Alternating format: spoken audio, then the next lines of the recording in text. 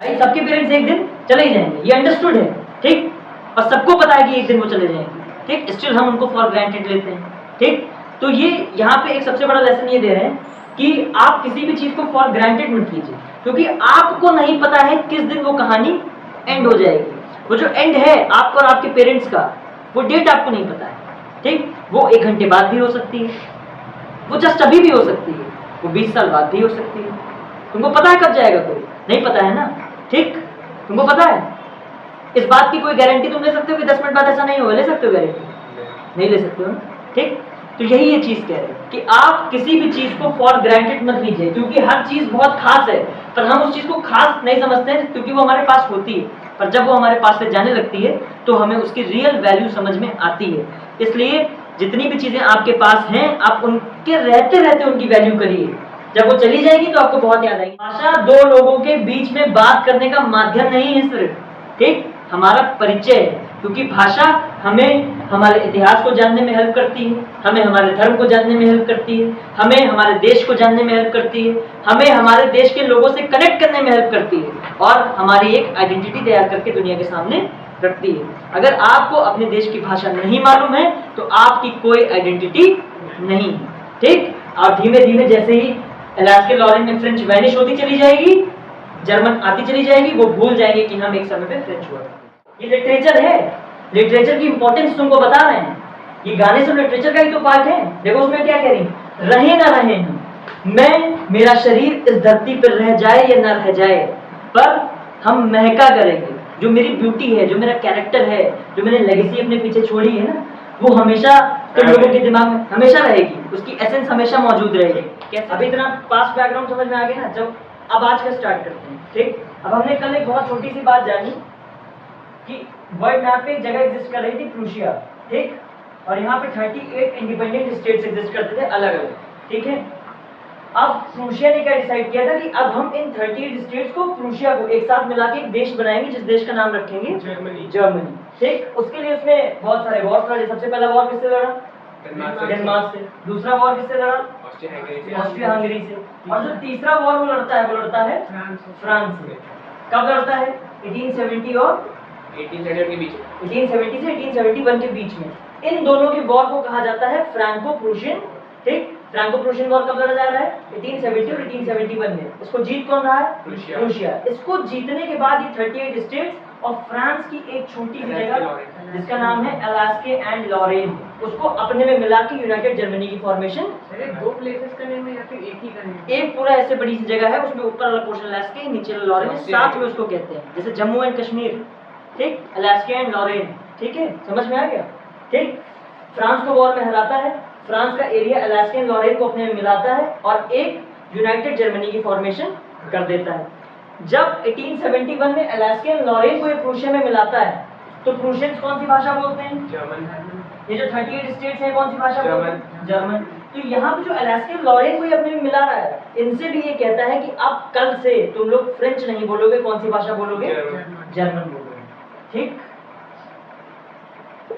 अब इनसे ये कहता है कि अब आप लोग जर्मन बोलेंगे। ये जो इंसिडेंट है पूरा, उनकी फ्रेंच भाषा को बैन करने का, उनके ऊपर जर्मन लैंग्वेज को इम्पोज करने का, और उन्होंने क्यों उनके ऊपर जर्मन भाषा इम्पोज करी, उनको अपनी भाषा बोलने देते, क्या हिडन रीजंस हैं। लैंग्वेज एक बहुत बड़ी चीज है। अभी जो तुमको बताने जा रहे हैं, तुम्हारा लैंग्वेज, भाषा का जो माइंडसेट है वो पूरा चेंज हो जाएगा। तुमको एक नया परसेप्शन जानने को मिलेगा कि सर हम तो हिंदी को या संस्कृत को या इंग्लिश को एक भाषा समझते थे। भाषा का मतलब मोड ऑफ कम्युनिकेशन है, हमारे तुम्हारे बीच में बात करने का एक जरिया, पर वो सिर्फ मोड ऑफ कम्युनिकेशन नहीं है, बहुत बड़ी चीज है, ठीक। तुम खुद सोचो, ये जो इन्होंने कब्जा किया है इनके ऊपर, ये बहुत सारी चीजें इनकी चेंज कर सकते थे, पर इनसे ये क्यों कह रहे हैं कि अब तुम कल से अपनी लैंग्वेज नहीं बोलोगे, तुम हमारी लैंग्वेज बोलोगे। यानी कुछ बहुत बड़ा लॉन्ग टर्म प्लानिंग और गेम रहा होगा ना इनका। वो लॉन्ग टर्म प्लानिंग और गेम क्या है उसको समझाने के लिए आपकी इंग्लिश की बुक में एक चैप्टर दिया गया है, जिस चैप्टर का नाम है द लास्ट लेसन। ये जो चैप्टर है द लास्ट लेसन, ये इसी इंसिडेंट को, इनकी फ्रेंच भाषा को बैन होना और इनके ऊपर जर्मन थोपी जाना, ठीक है, ये इसी इंसिडेंट को अच्छे से डिस्क्राइब करता है, ठीक। तो आज हम पढ़ने जा रहे हैं द लास्ट लेसन। बुक लाए इंग्लिश की ना? द लास्ट लेसन के राइटर कौन है? Alphonse Daudet. इनका जन्म होता है 1840 में और इनकी डेथ होती है आई थिंक 1897 में, ठीक है। यहाँ पे लिखा होगा, हाँ 1897 में, ठीक। कितने साल पे मर जाते हैं? 57 ईयर्स पे इनकी डेथ हो जाती है। अल्फांसो डॉलर्ट कौन है? एक फ्रेंच के ऑथर हैं जो पोएम्स लिखते हैं, स्टोरीज लिखते हैं, ठीक है, एक राइटर है ओवरऑल।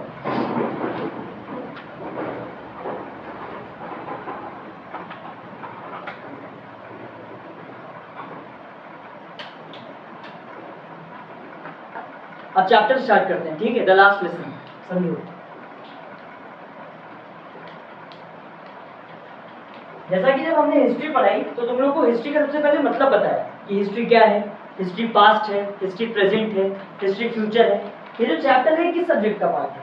हिस्ट्री का। ये जो चैप्टर है इंग्लिश लिटरेचर का, इंग्लिश लिटरेचर का किस सब्जेक्ट का पार्ट है? लिटरेचर। ठीक। अब इंग्लिश इसलिए बोल रहे हैं क्योंकि हमारे इंग्लिश एक कॉमन लैंग्वेज है, तो इंग्लिश लिटरेचर बोल दिया, हिंदी लिटरेचर बोल दिया, फ्रेंच लिटरेचर बोल दिया, ठीक। लेकिन कोर बात क्या है? ये किसका पार्ट है? लिटरेचर। लिटरेचर। तो आज 10 मिनट लगा के हम सबसे पहले समझेंगे कि लिटरेचर क्या होता है, ठीक है। तुम्हारी नजर में लिटरेचर क्या है? क्यों जी? कल्चर किसी प्लेस का, उसको रिप्रेजेंट करना। ठीक है, और बताओ? किसी कंट्री की पहचान। किसी कंट्री की पहचान। इतने समय से लिटरेचर तुम पढ़ते आ रहे हो, 10 सालों से, ठीक है, इतने सारे तुमने चैप्टर्स पढ़ डाले। अगर तुमसे एक वर्ड में कोई पूछे डिफाइन व्हाट इज लिटरेचर, क्या समझे हो इंग्लिश लिटरेचर से? जैसे अगर आप तुमसे कोई पूछे हिस्ट्री क्या है तो तुम कहते हो sir it is the study of past, present and the prediction of future, ठीक। व्हाट इज इंग्लिश लिटरेचर या what is basically literature is, क्या है लिटरेचर? लिटरेचर का ह्यूमंस के जीवन में क्या रोल है? अगर लिटरेचर ना हो तो क्या बदल जाएगा हमारे जीवन में? कुछ है ना कहानी इसके पीछे, जाने? देखो, ह्यूमंस और एनिमल्स का जो माइंड है उसमें सिर्फ एक चीज में डिफरेंस है, ठीक, बस। ह्यूमंस और एनिमल्स के माइंड में सिर्फ एक बेसिक डिफरेंस है। जो ह्यूमंस का माइंड है वो क्यूरियस बहुत ज्यादा है, वो हर चीज जानना चाहता है कि यार ये क्या है, ये कैसे होता है, वहां पे क्या हो, अगर ये कर ले तो वो हो जाएगा तो क्या हो जाएगा। ऐसे बहुत सारे थॉट्स है ना हमारे मन में। अगर जैसे जो हमारी गली में जो डॉग्स घूमते हैं, कुत्ते घूमते हैं, शायद ही तुम उनको कभी पाओगे कि उनके मन में ख्याल आया होगा कि चलो इंजीनियरिंग पे क्या होगा, इंजीनियरिंग चौराहे पे क्या होगा।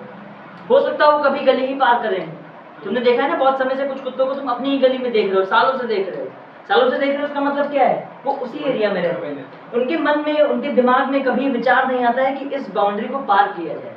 लेकिन इंसान कर सकता है। वो चांद पे, वो मार्स पे, वो सोलर सिस्टम पे, आने वाले टाइम में हो सकता है जो अदर प्लैनेट्स हैं जो सर्च ना हुए ह्यूमंस वहां तक जाने की बात करें। क्यों? क्योंकि हमारा दिमाग क्यूरियस है। इस क्यूरियोसिटी की वजह से हमारे माइंड में थॉट्स जनरेट होते हैं, ठीक, बहुत एक्सट्रीम लेवल पे थॉट्स जनरेट होते हैं। देखो कैसे, सबको पता है कि जब इंसानों का जीवन धरती पे शुरू हुआ तो वो बंजारों के तरीके से रहते हैं, राइट। बंजारे मतलब घूमते टहलते रहते हैं, जिनका कोई घर नहीं, ठीक, होमलेस, ठीक, होमलेस थे, खाने के लिए घूम रहे हैं, समझ में आ रहा है? वो बंजारों के तरीके से जीवन बिता रहे हैं।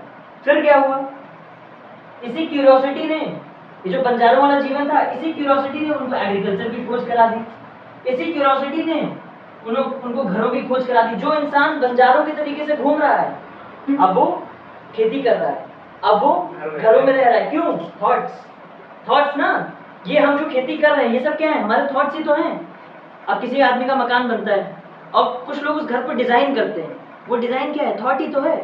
जितनी भी चीजें तुम बाहर देख पा रहे हो, ये कार, ये पेन, ये पेंसिल, ये सब क्या है?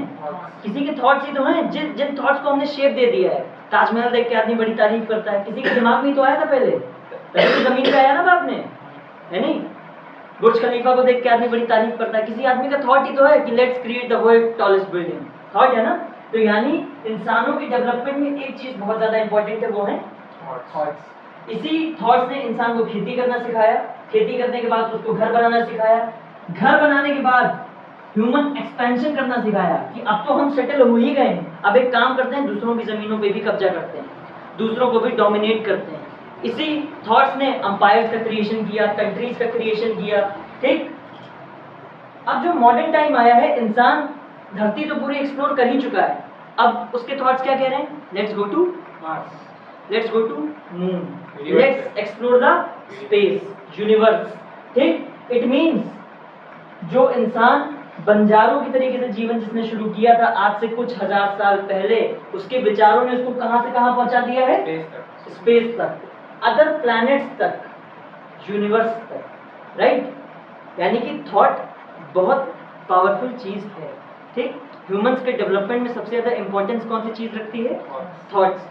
ह्यूमंस के डेवलपमेंट में भी सबसे ज्यादा इंपॉर्टेंट है थॉट्स, और ह्यूमंस के डिस्ट्रक्शन में भी सबसे ज्यादा इंपॉर्टेंट है थॉट्स।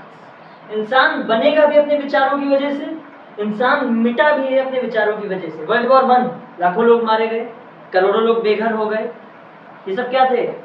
किसी के थॉट्स ही तो थे, ठीक है? दुनिया जीतने की रेस किसी का थॉट ही तो था, और उस थॉट्स ने क्या किए? War, destruction. World war 1, world war 2 अभी चल रहा है, इजराइल पैलेस्टीन वॉर।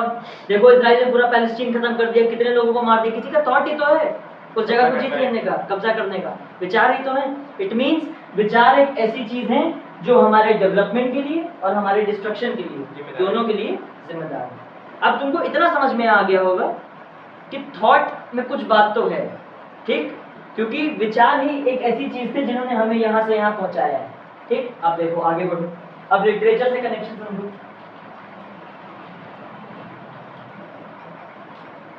लिटरेचर में क्या क्या आता है? लिटरेचर में स्टोरीज आती हैं, लिटरेचर में स्टोरीज आती है ना, कविताएं, कहानियां, पोएम्स आती हैं, पोएट्रीज आती हैं। पोएट्री आती है, कविताएं, कहानियां, पोएम, पोएट्री सब एक ही चीज है। पोएम्स मतलब ये जो हम पढ़ते हैं, पोएट्री मतलब कुछ शायरी टाइप की नहीं होती हैं, ठीक है? शायरियां आती हैं इसमें, ठीक? शायरीज वगैरह भी लिटरेचर का पार्ट है। ये जो गानों की लिरिक्स है, गानों की जो लिरिक्स हैं, लिरिक्स जानते हो ना? जानते हो लिरिक्स ही नहीं जानते? तो बोलो ना, वहाँ शक्ल बता रहे लिरिक्स नहीं जानते हो।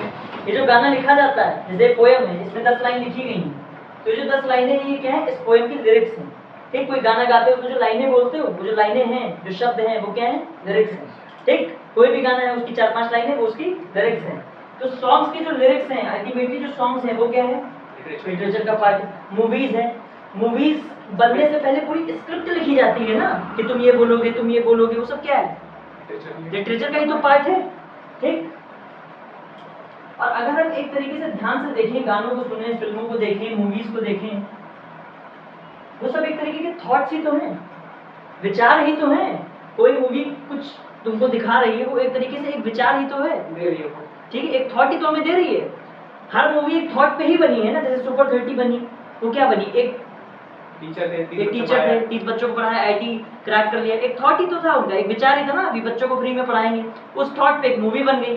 तो अल्टीमेटली ये सब लिटरेचर क्या है? थॉट्स। और अभी हमने जाना थॉट्स ह्यूमन के डेवलपमेंट के लिए, डिस्ट्रक्शन के लिए, दोनों के लिए इंपॉर्टेंट है। अगर हम सिर्फ डेवलपमेंट की बात करें तो यानी थॉट्स एक ऐसी चीज है जिन्होंने ह्यूमन को डेवलप किया है, और लिटरेचर भी थॉट्स हैं, तो इट मींस लिटरेचर भी तो कोई ऐसी चीज होगी ना जो ह्यूमंस को डेवलप करने में मदद करती होगी। अब एग्जांपल जानेंगे कैसे, ठीक? भाई जब थॉट्स इंसानों को डेवलपमेंट में हेल्प की, हमें विचार ही तो आया, तभी हमने खेती करी, फिर हम आज स्पेस तक जा रहे हैं। तो लिटरेचर भी सब क्या है? विचार ही तो है, थॉट्स ही तो हैं। तो जैसे थॉट्स हमें मदद करते हैं, वैसे लिटरेचर भी ह्यूमन डेवलपमेंट के लिए इंपॉर्टेंट है। जब ह्यूमन डेवलप करेगा तो एक अच्छी सोसाइटी फॉर्म होगी, है नहीं?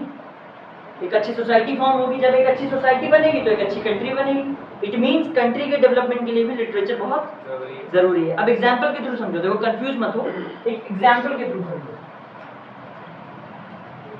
लिटरेचर का काम होता है हमें ह्यूमंस के डिफरेंट इमोशंस के साथ डील करवाना। जैसे फॉर एग्जांपल तुम्हारे स्कूल में कोई टीचर है, या तुम्हें कोई एक ऐसा आदमी मिला जो तुम्हारी हर बात समझ जाता है, ठीक? हर एक चीज तुम्हारी अच्छी बात, बुरी बात, तुम्हारी परेशानी सब समझ जाता है। वो तुम्हें क्यों अंडरस्टैंड कर पा रहा है? हमारे थॉट्स उनको अच्छे समझ में आ रहे हैं। वो ह्यूमंस की डिफरेंट इमोशंस को समझता है ना, इसीलिए तो तुम्हें समझ पा रहा है, ठीक? इट मींस उसके दिमाग में गहराई है, तभी तो तुम्हें समझ पा रहा है, ठीक? लिटरेचर का यही काम होता है। लिटरेचर का काम होता है हमें डिफरेंट थॉट्स के साथ, डिफरेंट इमोशंस के साथ इंट्रोड्यूस करवाना, ताकि हमारा दिमाग एक बहुत ही अंडरस्टैंडिंग माइंड बन जाए, ठीक? देखो कैसे, एग्जांपल के थ्रू। अभी कुछ दिन पहले मैं मध्य प्रदेश गया, तो मध्य प्रदेश में भोपाल गया, फिर मैं इंदौर गया। इंदौर में मेरा एक फ्रेंड रहता है, उसकी मार्केटिंग की एजेंसी, उस मार्केटिंग एजेंसी में वो क्या करते हैं, जैसे कोई बड़ी कंपनी है तो उसका ऐड बना दिए, शूट कर दिए ऐड, जो फोन वगैरह में देखते हो वो एड्स बना दिए। और अगर उनको ऑफलाइन मार्केटिंग करानी तो जो बिलबोर्ड्स वगैरह होते हैं एयरपोर्ट्स वगैरह पे, ठीक है, ब्रांडिंग के लिए वहाँ पे बिलबोर्ड्स लगा दिए। उसने एक शराब की कंपनी का मार्केटिंग किया, ठीक, उनके एड्स वगैरह बनाए, उनकी बॉटल्स वगैरह सब शूट करके वो ऑनलाइन डाला गया और उनके बड़े बड़े पोस्टर्स बने, वो एयरपोर्ट और मेट्रो स्टेशन पे लगाए गए। उन्होंने उसको कुछ 2-4-5 लाख रुपए दिए, ठीक। उसने कहा हर जरा साथ में चले चलना, वो उनसे पेमेंट लेने चलना है। उन्होंने कहा डन, चलेंगे। उन्होंने कहा कहाँ चलना है? उन्होंने कहा एक बिल्डिंग है उसमें उनका ऑफिस है। हमने कहा ठीक, उस ऑफिस में चलेंगे। हम जब उस ऑफिस में पहुंचे तो वहाँ शराब नहीं बन रही थी, ठीक। वो उस शराब बनाने वाली कंपनी का ऑफिस था जहाँ लोग बैठ के काम करते हैं, ठीक। ढेर सारे कंप्यूटर्स रखे हुए थे, कम से कम 50-60 आदमी अंदर बैठा हुआ था। वो उनका एक ऑफिस था, ऐसे उनके मल्टीपल ऑफिसेस थे। हम लोग को थोड़ा सा टाइम लग गया वहाँ पे, तो हम देखने लगे लोग कर क्या रहे हैं। तो उसमें से कोई आदमी शराब की बोतल का लोगो डिजाइन कर रहा था, कोई आदमी ये प्लान कर रहा था कि हम शराब को और बेहतर तरीके से कैसे बेचें, कोई आदमी ये प्लान कर रहा था हम शराब की होल्डिंग्स कहाँ कहाँ लगवाएं कि लोग ज़्यादा आएँ, ठीक है। कोई आदमी ये प्लान कर रहा था कि हम और कौन कौन सी टेस्ट लॉन्च कर सकते हैं, क्या हाँ, ठीक, कि वो और उसकी रेंज बढ़े, वैरायटी बढ़े। बहुत सारे लोग थे जो अलग अलग शराब की कंपनीज को स्टडी कर रहे थे कि वो क्या कर रही हैं, टॉप कंपनीज क्या कर रही हैं, तो हम वैसा कैसे कर सकते हैं, ठीक। ये सब लोग वहाँ पे कर रहे थे। मेरे मन में एक सवाल आ रहा था, देखो मैं अब हो सकता है उनको लाख रुपए भी मिलते हो, 50,000 रुपए मिलते हो, जो भी XYZ कमाते हैं, खाते हैं, अपना घर जाते हैं, ठीक। मेरा थॉट प्रोसेस थोड़ा सा अलग है, मैं उनको गलत नहीं कह रहा हूँ, वो अपनी जगह बहुत सही है, लेकिन मैं अपने पर्सपेक्टिव से बता रहा हूँ एक बार। जैसे मैंने उनको सोचा जब ये जाते होंगे, घर पे जाके लेटते होंगे, सोते होंगे कभी, अगर इससे कोई पूछे आज से 10-20 साल बाद जब ये अपने डेथ बेड पे पहुंचेंगे, मरने वाले होंगे, सबसे आपने किया क्या है जीवन? शराब पिलाई लोगों को। नहीं, शराब पिलाई वो ठीक है, वो तो लोगों ने खुद पी, अलग बात है, ठीक। मतलब इनके पास क्या आंसर होगा कि मैंने क्या किया? मैंने शराब की लोगो डिजाइन करी, मैंने मार्केटिंग कैंपेन्स बनाए जिसमें शराब कैसे अच्छी सी बेची जाए। तो मुझे लगता है कि लाइफ बड़ी छोटी और बहुत प्रीशियस है। मेरे हिसाब से उनको इन सब बेफिजूल कामों में वेस्ट नहीं करना चाहिए। मतलब मेरे हिसाब से उस ऑफिस में जितनी भी चीज़ें चल रही थी वो मेरे हिसाब से टोटल सेंसलेस थी। वहाँ जितने लोग बैठे थे वो मेरी नज़र में, उनकी नज़र में वो सुपरस्टार हैं, ठीक, और किसी की नज़र में वो बहुत बड़े आदमी भी होंगे, लेकिन मेरी नज़र में वो कंप्लीट जीरो थे, क्योंकि वो एक ऐसा काम कर रहे थे, मतलब मुझे उनको देख के लगा था कि ये कैसे टाइम वेस्ट इतना कर सकते हैं। मतलब वो सुबह से शाम तक 12-12 घंटे की शिफ्ट कर रहे हैं सिर्फ इस बात को डिजाइन करने के लिए कि हम शराब की बोतल को बेहतर कैसे बनाएं। एक कंप्लीट सेंसलेस काम है, ठीक। अब हर आदमी पैसे कमाना चाहता है और सबको कमाने भी चाहिए। मेरे मुंह से तुम कभी ये नहीं सुनोगे कि 10-20 हज़ार में जीवन काट लो। तुम हमेशा ये सुनोगे कि तुम जितने कमा पाओ उतने पैसे कमाओ। तुम्हारे कोई शौक नहीं है, कोई बात नहीं, तुम्हारे घर वालों के तो हैं, तुम्हारे आने वाली जनरेशन तो हैं, उनके लिए भी तो कुछ चीज़ें करनी, ठीक। अगर तुम इतने पैसे कमा लो कि उनके सब पूरे हो जाए, तो बाहर बहुत सारे ऐसे लोग हैं जो जेन्युइनली नीडी, उनको ज़रूरत है। NGOs खोल लेना, ऑफिसेस खोल लेना, 100-200 बच्चों की पढ़ाई करवा देना, ठीक, काम चल जाएगा, आप पैसे खूब कमाइए। लेकिन पैसे कमाने के बहुत सारे जरिए अलग अलग भी तो हैं। ये वाले तरीके एक सेंसलेस है। हर आदमी पैसा कमाता है लेकिन लेगेसी बहुत कम लोग लीव कर पाते हैं, ठीक। अब इसी बात को देखो बॉलीवुड कितने प्यारे तरीके से कहता है। अब हमने बताया ना, लिटरेचर जो है, सॉन्ग्स लिटरेचर ही है ना। अब हम असली बॉलीवुड की बात करेंगे जो एक टाइम पे बॉलीवुड था, ठीक, अब नहीं है। अब इसलिए नहीं है क्योंकि पब्लिक ने उसको ऐसा बना दिया। अगर वो चीज़ें जो एक टाइम पे पीक बॉलीवुड था वो वैसी चीज़ें अब लाएगा तो हमारी जो आज की जनता है वो कनेक्ट ही नहीं कर पाएगी, ठीक। जैसे हमने क्या कहा, आप कोई ऐसा काम करें, खूब पैसे कमाएं, लेकिन कोई ऐसा काम करें जिसमें आप एक लेगेसी छोड़ के जाएं अपने बाद, और आदमी आपको एक शानदार आदमी के रूप में याद रखे कि हाँ यार भाई साहब थे तो जबरदस्त, ठीक। देखो लता मंगेशकर जी का एक गाना है, क्या कहता है, कर दो। लता मंगेशकर जी का एक गाना है, क्या कहती हैं उसमें, शायद अगर तुम 90s के गाने सुनते हो तुमने सुना होगा। उनका एक गाना है, रहे न रहे हम महका करेंगे, बनके कली बनके सबा बाग ए वफा। सुना है? नहीं सुना है? सुनना जाके लिख लो कॉपी पर, रहे ना रहे। अभी उसको मतलब समझा रहे हैं इसका। ये लिटरेचर है, लिटरेचर की इंपॉर्टेंस तुमको बता रहे हैं। ये गाने सब लिटरेचर का ही तो पार्ट है। देखो उसमें क्या कह रही, रहे ना रहे हम, मैं मेरा शरीर इस धरती पर रह जाए या ना रह जाए, पर हम महका करेंगे। जो मेरी ब्यूटी है, जो मेरा कैरेक्टर है, जो मैंने लेगेसी अपने पीछे छोड़ी है ना, वो हमेशा तुम लोगों के दिमाग में हमेशा रहेगी। उसकी एसेंस हमेशा मौजूद रहेगी। कैसे रहेगी उसकी भी, उसको भी डिफाइन करती है वो। बनके कली, कली देखा फूल खिलता हुआ, कली, बनके कली बन के सबा, सबा मतलब जैसे 4 बजे जब मॉर्निंग होती है ना, बहुत फ्रेश सा लगता है, ठीक, एक एनर्जेटिक सी मॉर्निंग होती है, बिल्कुल उठे हैं अभी सो के और हर तरफ बिल्कुल पॉजिटिविटी फैली हुई है, ठीक। इस तरीके से तुम मुझे याद रखोगे, मैं रहूं चाहे ना रहूं, but you will remember me as someone who did his best. समझ में आया? महका करेंगे बन के कली, बन के सबा, और लास्ट में एक और लाइन कहती है, बाग ए वफा। लिटरेचर देखो कितना पीक लिटरेचर है। क्या समझ रहे हो बाग ए वफा से? बाग का तो मतलब जानते ही होंगे, गार्डन। गार्डन, ठीक। बाग ए वफा में वो कहते हैं महका करेंगे बन के कली, बन के सबा, बाग ए वफा में। बाग मतलब एक गार्डन, ठीक, एक गार्डन कह लो या एक ऐसी जगह। ये एक उर्दू वर्ड है बेसिकली, शायद उर्दू पर्शियन एक वर्ड है, हिंदी का तो नहीं है, ठीक। वफा मतलब लॉयल्टी, ठीक, ट्रस्ट, फेथ, एक ऐसी जगह जहां पे लॉयल्टी पीक पे होगी, जिन लोगों में लॉयल्टी होगी, जिन लोगों में विश्वास होगा, जिन लोगों में भरोसा होगा, जिन लोगों में कैरेक्टर भरपूर होगा, उन लोगों के बीच जब बात होगी तो मेरी बात सबसे ऊपर होगी। ये लेगेसी मैं छोड़ के अपने पीछे जाऊंगी। देखो ये सिर्फ लाइन नहीं है, ये आदमी को लाइफ लेसन दे रही है कि आप कोई भी काम मत करिए पैसे कमाने के लिए, आप वो काम करिए कि जब आप जाएं तो आप महका करें बन के कली, बन के सबा, बागे वफा में। समझ में आया? लिटरेचर देखो मैसेजेस देता है। अब समझ में आ रहा है लिटरेचर का कनेक्शन क्या है? ये है पीक बॉलीवुड, ठीक। लिटरेचर की इंपॉर्टेंस समझ में आई? लिटरेचर सिर्फ एक रट्टा मारने वाला सब्जेक्ट नहीं है, लिटरेचर में बहुत सारे लाइफ के हिडन लेसन्स छुपे हुए हैं। आपको जीवन में जिधर भी जाना है लिटरेचर के पास सारे आंसर्स हैं। बहुत सारे लोग कहते हैं ना पैसे कमाएंगे पैसे कमाएंगे, ठीक, ये क्या कहते हैं? सिर्फ पैसे नहीं कमाने, एक लेगेसी भी तो छोड़ के जानी।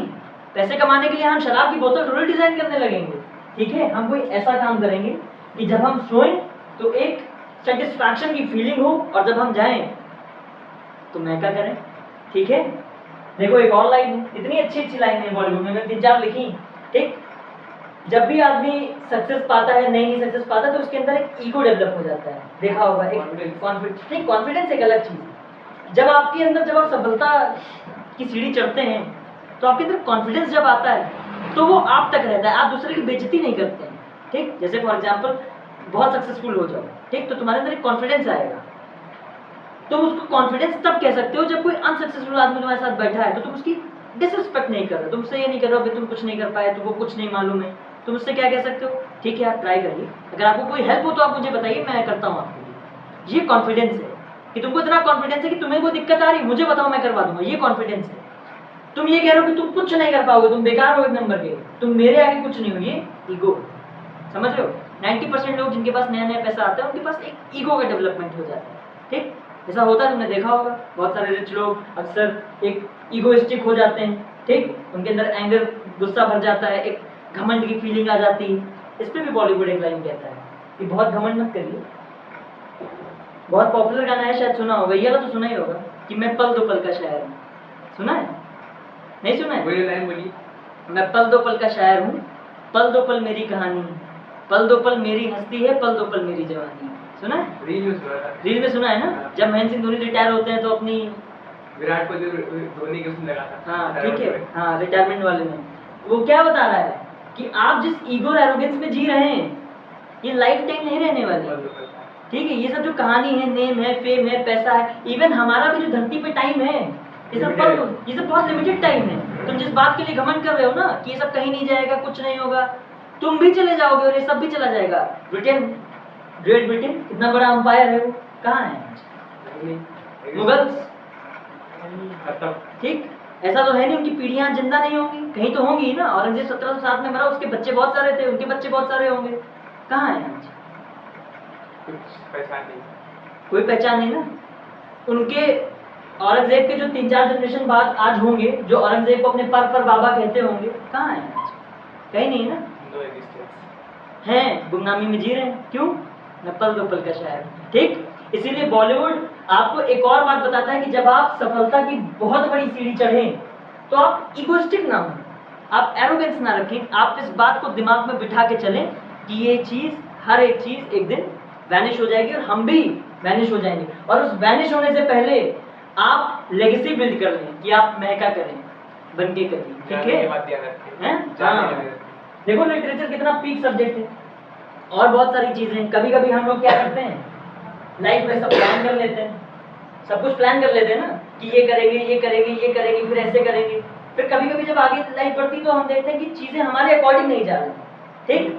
हमने जो सोचा था वैसे नहीं हो रहा है, हमने सोचा था कि इसके साथ ऐसा हो जाएगा और हम ये काम कर लेंगे, लेकिन वो सब चीजें उस अकॉर्डिंग नहीं जा रही, लाइफ टर्न ले लेती है, गुस्सा आता अनएक्सपेक्टेड गुस्सा आती। तो बॉलीवुड लाइफ को भी ब्यूटीफुल तरीके से तुम्हें एक्सप्लेन करता है, लाइफ का एक मीनिंग देता है तुम्हें। क्या मीनिंग देता है? मीनिंग में कहता है, गाने की लाइन थी, अभी बता रहा हूँ, जस्ट एक मिनट।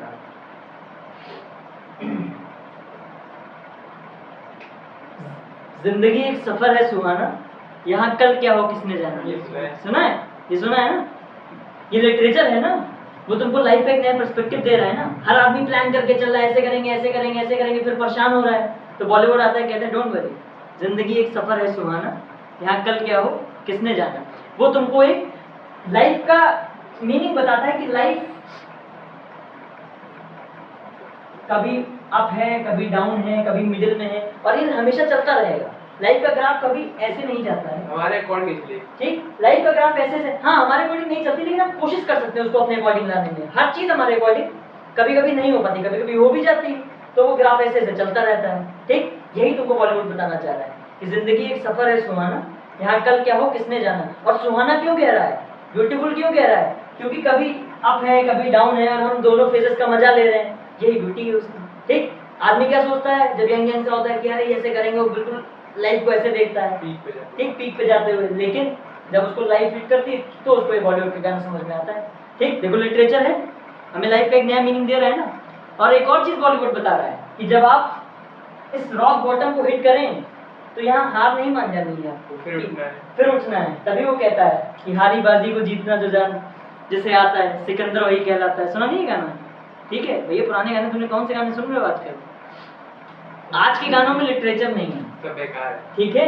मतलब कुछ गानों में लिटरेचर है, लेकिन जो पीक लिटरेचर का मजा आपको देखने को मिलेगा वो 90s के गानों में मिलेगा, ठीक? इसीलिए देखो 90s के गाने, 90s के जो लोग हैं वो मेंटली बहुत सेंसिबल होते हैं। क्यों? क्योंकि उनका लिटरेचर बहुत सेंसिबल है ना, इमोशनली स्ट्रांग। ठीक? इमोशनली स्ट्रांग है, फिजिकली स्ट्रांग है, मेंटली स्ट्रांग है, हर तरीके से स्ट्रांग है। क्यों? क्योंकि उनका लिटरेचर बहुत स्ट्रांग है। तुमको कभी भी जज करना है कि सोसाइटी कैसी है, तुम उस एरा का लिटरेचर देख लो, उस एरा का लिटरेचर देखो 90s का, मतलब मूवीज गाने ठीक? मूवीज देखो, गाने देखो, उसमें बातें देखो क्या कर रहे हैं। जिंदगी एक सफर है सुहाना, वहां पे लेगेसी बिल्डअप करने की बात हो रही है, महका करेंगे, ठीक? आज कोई ऐसा गाना है जो तुमको बताता हो कि लेगेसी बिल्डअप करने की बात करो? कोई गाना नहीं।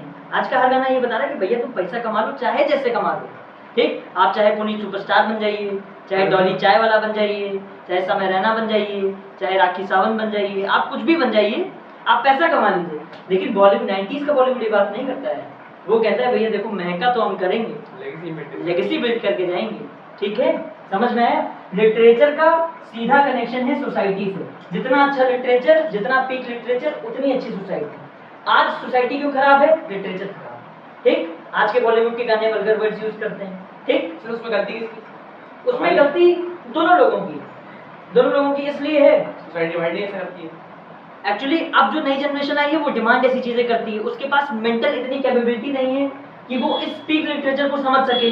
हमारे पास इतने टैलेंटेड टीचर्स भी नहीं मौजूद हैं जो इस पीक लिटरेचर को समझा सके, ऐसा है ना? तुमने इतने दिन से लिटरेचर पढ़ा, तुमने मीनिंग समझा? सुनता रहेगा नहीं, समझ नहीं आते थे, ठीक? ये सारे गाने बहुत मीनिंगफुल है, ये लिटरेचर है भैया, पीक लिटरेचर है, ठीक है? समझ में आया? देखो 90s के टाइम में घरों में एक टीवी शो बहुत पॉपुलर है, रामायण और महाभारत वाला। आज के टाइम में अब टीवी तो लगभग वैनिश ही हो गया है, ठीक? न्यू जनरेशन यूट्यूब देखती है, तो चलो ठीक है, मीडियम चेंज हो गया है ना, लेकिन अब शो कौन सा है?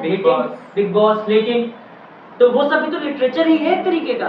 लिटरेचर मतलब कोई चीज लिखी हुई, ठीक, जो समाज को जा रही है। लिटरेचर मतलब विचार, ठीक? लेटेंट एक तरीके का थॉट है, उनके मन में विचार है, उन्होंने शो बना दिया उस थॉट को लेके, और वो सोसाइटी को पास ऑन कर रहे हैं। तो आज का लिटरेचर जब इतना खराब है तो आज की सोसाइटी भी खराब है।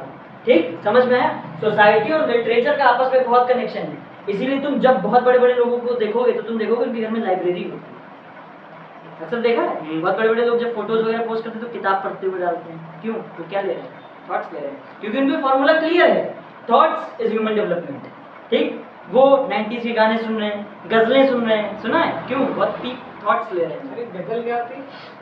गजल क्या पोएट्री है? पोएट्री फॉर्म है।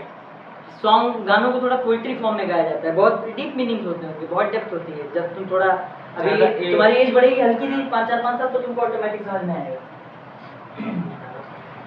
ठीक है, ठीक, समझे लिटरेचर का मतलब?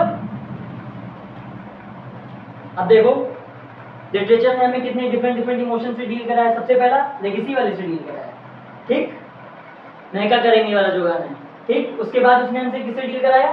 नथिंग इज परमानेंट, घमंड मत करिए, मैं पल दो पल का शायर हूं, ठीक, इगोइस्टिक मत रहिए, ठीक। उसने लाइफ के कर्व को हमको समझाया कि जिंदगी एक सफर है सुहाना, ठीक। और उसने एक और बात हमें बताई कि जब डाउनफॉल आए तो उसने उस चीज को भी सुहाना कहा है, उसको भी एंजॉय करिए, शांत रहिए, मेहनत करिए, हारी बाजी को जीतना जिसे आता है, ठीक, वही सिकंदर कहलाता है। उसने हमें मोटिवेट भी किया। तो लिटरेचर देखो हमें कितने डिफरेंट डिफरेंट इमोशंस के साथ डील करा रहा है, ठीक। Nothing is permanent, legacy, life curve, motivation, बहुत सारे इमोशंस के साथ डील करा रहा है ना। तो जब इतना गहरे इमोशंस को तुम समझोगे तुम्हारा माइंड डेवलप नहीं करेगा। और जब इतने गहरे इमोशंस को पूरी सोसाइटी समझेगी तो पूरी सोसाइटी बहुत अंडरस्टैंडिंग नहीं होगी। और जब समाज अंडरस्टैंडिंग होगा तो देश बढ़िया नहीं होगा, ठीक है। देश तभी अच्छा हो सकता है जब समाज अच्छा हो। और सोसाइटी को अच्छा करने के लिए जैसे लिटरेचर एक बहुत ही अच्छा टूल है। जैसे आप कभी जब फॉर्मल कपड़े पहने तो देखो उस पर लोग कभी हाथ में अंगूठी पहन लेते हैं या घड़ी पहन लेते हैं, क्यों? ताकि आपका लुक अच्छे से आए। तो वैसे ही सोसाइटी को ब्यूटीफुल बनाने के लिए लिटरेचर एक टूल है, ठीक, एक तरीके की, हाँ, एक एसेसरी है। जब समाज में लिटरेचर का तड़का लगता है तो वो बहुत ही ब्यूटीफुल हो जाता है। अब सोचो हर आदमी को इतना डेप्थ अंडरस्टैंडिंग हो तो वो बदतमीजी करेगा सबको, उल्टी सीधी बातें करेगा, वो डीमोटिवेट होगा, ठीक। लिटरेचर एक टूल है, लिटरेचर का मजा लेना चाहिए। मतलब मुझे बहुत अच्छे लगते हैं लिटरेचर के सब्जेक्ट, इसीलिए मैंने कहा कि मैं लास्ट लेसन पढ़ाएंगे, ठीक। अब आते हैं चैप्टर। लिटरेचर का मतलब समझ में आ गया? अब लिटरेचर समझ गए क्या है? अब देखो अभी ये बताया, अभी चैप्टर पढ़ोगे तुमको और लिटरेचर में मजा आएगा। अभी उन्होंने लिटरेचर को किस फॉर्म में देखा? पोएम्स और गानों की फॉर्म में। अब लिटरेचर को किस फॉर्म में देखेंगे? स्टोरी की फॉर्म में, ठीक। द लास्ट लेसन, कहानी कब की है? फ्रांको प्रूशियन वॉर की, ठीक, 1871 की, ठीक। प्रूशिया फ्रांस पे कब्जा फ्रांस से वॉर करता है, फ्रांस को हरा देता है और फ्रांस के दो छोटी सी जगह अलास्का एंड लॉरेन उनको अपने अंडर कर लेता है। जब वो उनको अपने अंडर करता है तो वहां पे फ्रेंच लैंग्वेज को बैन कर देता है और जर्मन उनके ऊपर इम्पोज कर देता है, थोप देता है, ठीक। तो जिस दिन से उन्हें जर्मन बोलनी होती है उसके एक दिन पहले ये क्लास है जो अलास्का में चल रही है और ये उस देश में फ्रेंच लैंग्वेज की आखिरी क्लास है, इसीलिए इस चैप्टर का नाम है द लास्ट लेसन। अब पढ़ते हैं, लाइन बाय लाइन समझेंगे, ठीक। I started for school very let that morning. मैंने उस दिन एक चीज चेक कर ली, ठीक। क्या लिखा है?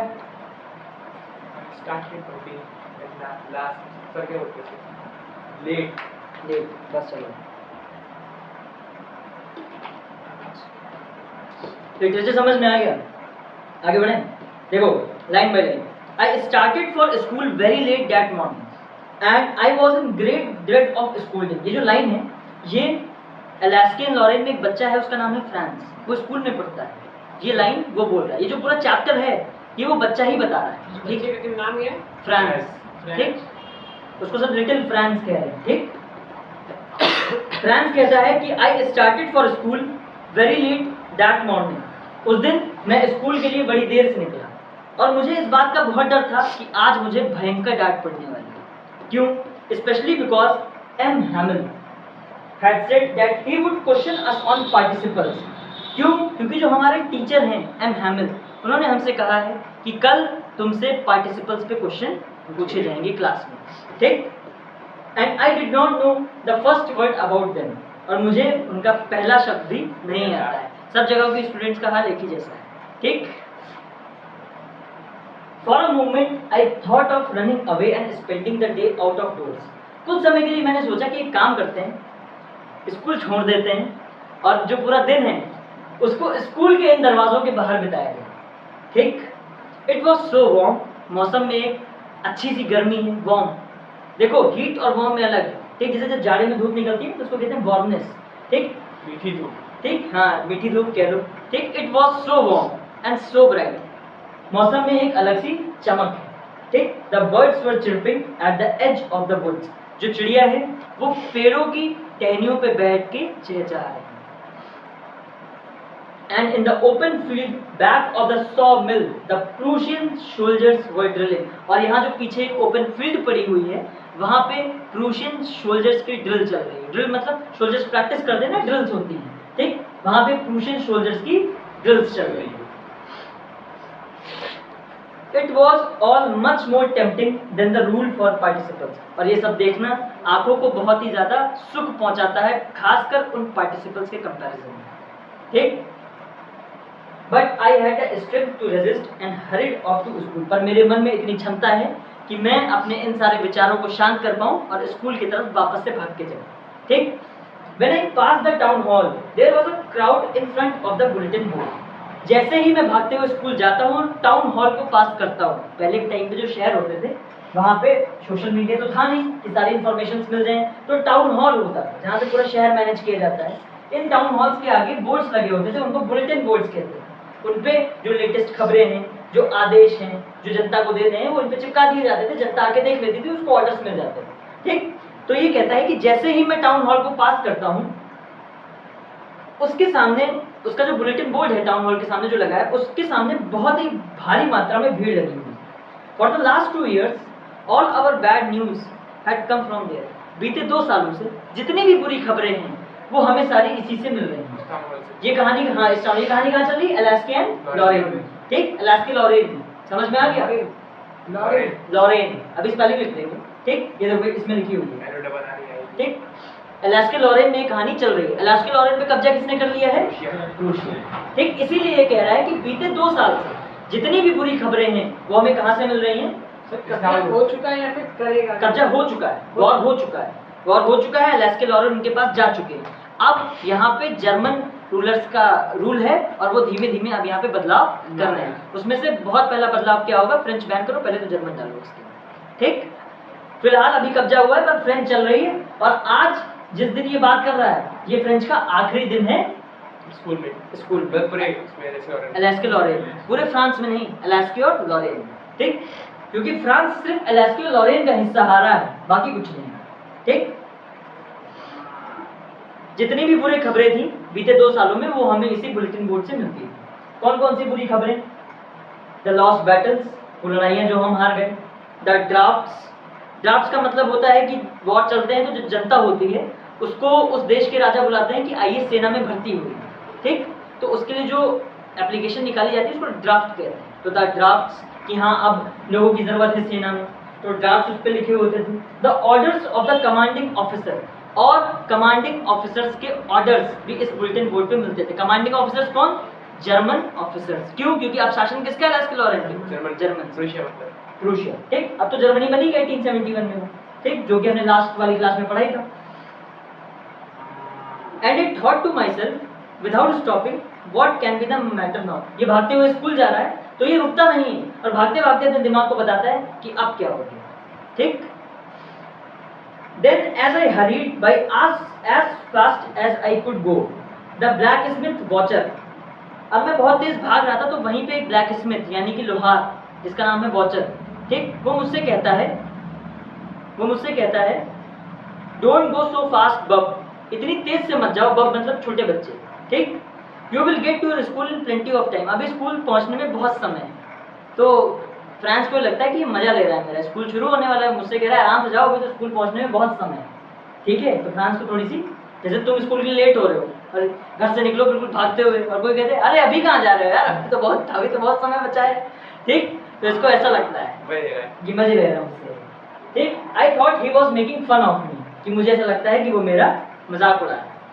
And reached M Hamel's little garden all out of breath. ये जो स्कूल था, जहाँ पे इसका स्कूल था, उसके जस्ट बाहर ही जो एम हैमल उनके टीचर हैं उनका गार्डन था जहाँ पे उनके पेड़ वगैरह लगे हुए थे, जस्ट स्कूल के बाहर ही पास में, ठीक। तो ये कहता है मैं भागते भागते फाइनली एम हैमल के गार्डन पहुंच गया, ठीक। आउट ऑफ ब्रीथ, अब मेरे अंदर सांस नहीं बची, सांस फूल गई है बहुत ज्यादा, इतनी तेज भागते हुए मैं, ठीक।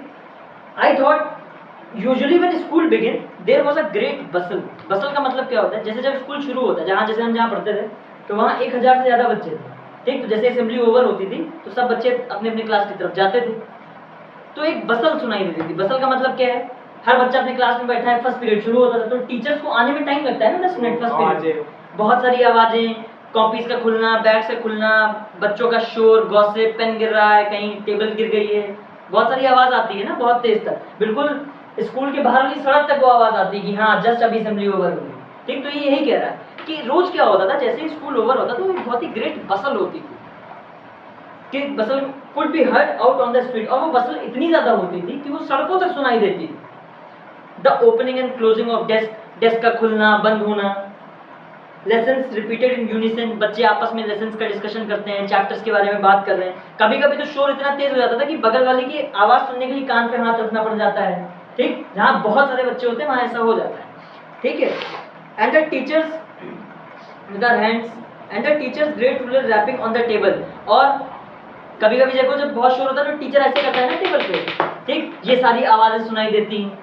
लेकिन जब मैं आज स्कूल में एंटर करता हूँ तो ऐसी कोई बसल नहीं थी, ठीक। But now it was also still, आज सब कुछ बहुत ठहरा हुआ सा मुझे लगा, ठीक है, बहुत ही शांत सा। मुझे लगा कि ये स्लो संडे मॉर्निंग, जैसे आदमी संडे को उठता है ना, बिल्कुल रिलैक्स्ड, कोई शोर नहीं।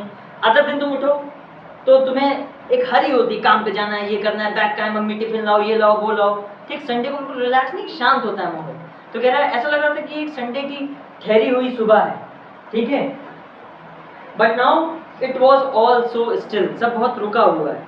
आई had counted on the commotion to get my desk without being seen, और मैं ये सोचता हूँ कि फिलहाल मैं देखा ना जाऊँ और मैं चुपचाप अपने डेस्क पे पहुंच जाऊँ, क्योंकि मैं लेट तो हो ही गया, ठीक। इसके मन में ये चल रहा है।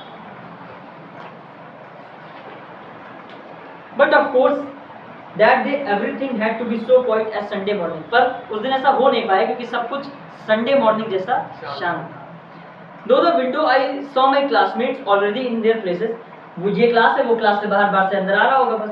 तो वो कहता है मैं खिड़की से देखता हूँ, मेरे जितने दोस्त हैं, मेरे जो क्लासमेट्स हैं, वो सब अपनी सीट्स पे बैठ चुके हैं, ठीक।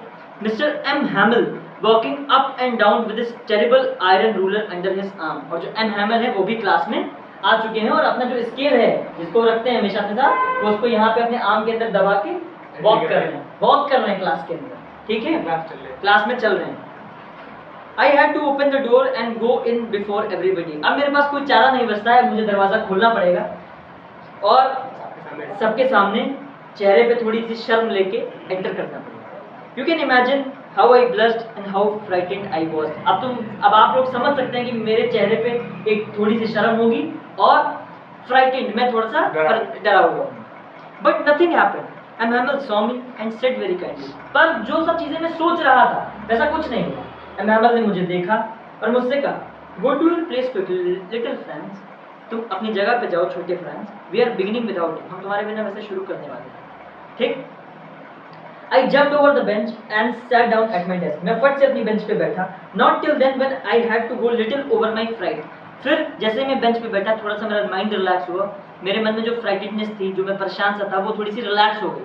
और जैसे ही मैं रिलैक्स होता हूँ मैं क्या देखता हूँ, Did I see that our teacher had on his beautiful green coat, जो हमारे टीचर हैं वो एक ब्यूटीफुल सा ग्रीन कोट पहने हुए हैं, एक फ्रिल्ड शर्ट पहने हुए हैं, and little black silk cap, और वो एक ब्लैक कलर की सिल्क की कैप लगाए हुए हैं।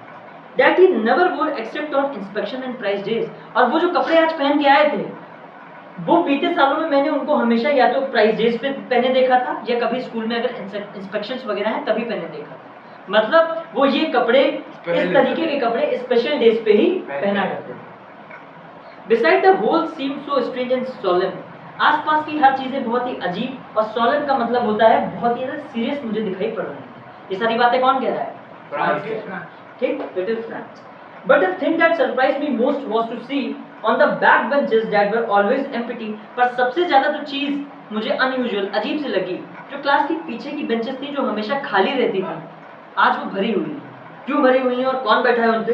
The village people sitting quietly like ourselves, जैसे बच्चे बहुत शांत से बैठे हुए हैं ना, आगे कुछ परेशान है, कोई दिक्कत है उन्हें, वैसे ही जो पीछे की बेंचेस खाली हैं, आज उन पे जो हमारा गांव है, जो हमारे गांव और शहर के लोग हैं, वो भी आके उन चेयरों पे बैठे हुए हैं, ठीक, बहुत ही शांत और सीरियस तरीके से, ठीक। Old Hauser with his 3 cornered hat, एक आदमी है हॉजर,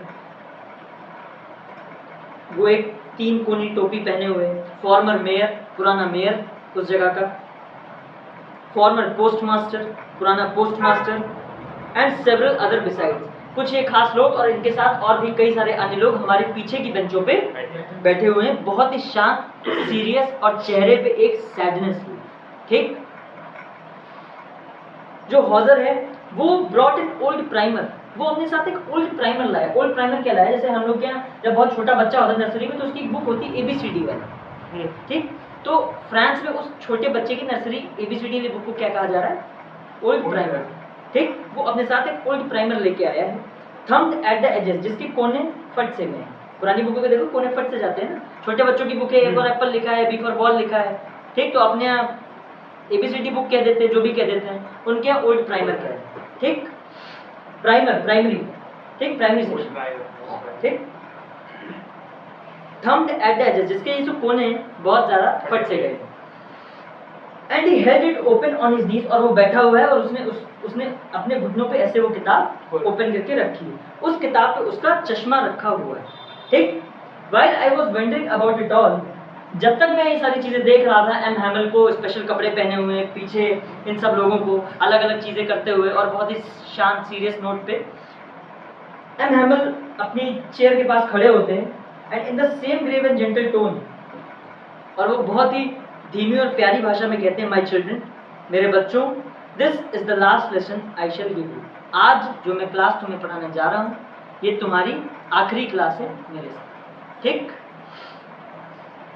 the order has come from Berlin, Berlin कौन है, जर्मनी की कैपिटल, जर्मनी की कैपिटल, ठीक। The order has come from Berlin to teach only German schools of Alaska and Lorraine, Berlin से order आ गया है कि कल से अलास्का एंड लॉरेन के स्कूलों में, अलास्का लॉरेन फ्रेंच की एक जगह है, फ्रांस की एक जगह है जिसपे जर्मनी का कब्जा हो गया, ठीक। और जर्मनी की कैपिटल बर्लिन से एक ऑर्डर आ गया है कि अलास्का लॉरेन के जितने स्कूल हैं कल से वहां पे सिर्फ एक भाषा पढ़ाई जाएगी, जिस भाषा का नाम है जर्मन, ठीक।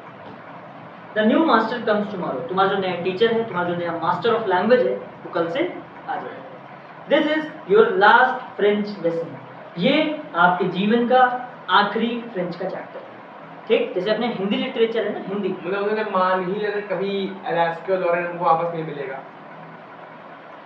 वही यही तो इस चैप्टर का ब्यूटी है जो अब हम लोग एक्सप्लेन करेंगे, अभी हम तुमको बताएंगे, ठीक।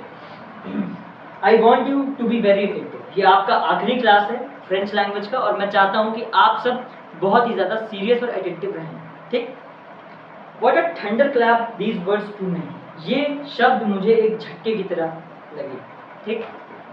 क्यों लगे, oh the riches that was they had to put at the town hall, my last French lesson, why I hardly knew how to write, अभी तो बस मैंने लिखना ही सीखा था फ्रेंच लैंग्वेज को, और आज ये मेरी क्लास एक आखिरी क्लास हो गई, I should never learn any more, और अब मुझे जीवन में इस भाषा को कभी दोबारा पढ़ने का मौका नहीं मिलेगा, और ये भाषा तो मेरे देश की भाषा है, फॉर एग्जाम्पल जैसे हमारे लिए हिंदी है वैसे उनके लिए फ्रेंच है, ठीक।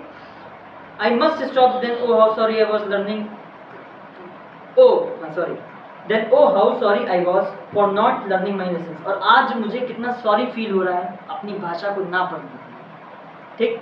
फॉर सीकिंग बर्ड्स एग्स, और वो भाषा मैंने क्यों नहीं पढ़ी, मैं चिड़ियों के घोंसले देख रहा था, और गोइंग स्लाइडिंग ऑन द सार, सार एक जगह है, सार वैली, ठीक, मैं वहाँ पे जाता था, वहाँ पे स्लाइडिंग करता था क्लासेस को मिस करके। My books that had seemed so much nuances a while ago, जो किताबें अभी तक मुझे बहुत ही बकवास लगती थी कुछ समय पहले तक, आज वो मुझे बहुत भारी लग रही हैं उठाने में। मेरी भाषा, मेरी ग्रामर, मेरी हिस्ट्री, मेरे देश के संत सेंट्स, मेरे देश को बनाने वाले लोग जिनके बारे में सब कुछ फ्रेंच लैंग्वेज में लिखा गया है, मैं उनको पढ़ूंगा कैसे जब मुझे फ्रेंच ही नहीं आती, ठीक है।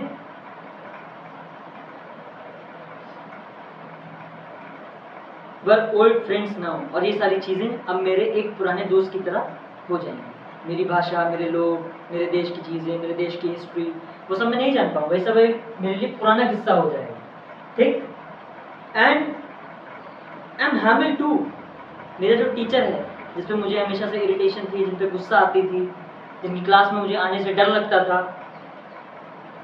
ये भी अब चले जाएंगे। He was also going away that I should never see him again. और अब ये मुझे अपने जीवन में कभी दोबारा देखने तक को नहीं मिलेंगे। Made me forget all about his ruler and how cranky he was. और इस वजह से मैं भूल गया ये कितने गुस्सैल थे और इनका रूलर जिस स्केल से ये डांटे मारते थे, वो सारी चीज़ें मैं एक झटके में भूल गया। ठीक, जब मुझे पता चला आज इनकी लास्ट क्लास। ठीक, अब सवाल, अब यहाँ पे इस चैप्टर में दो लर्निंग्स हैं। एक लैंग्वेज की इंपॉर्टेंस तुमको बताई जाएगी, एक लाइफ लेसन है फॉर ग्रांटेड।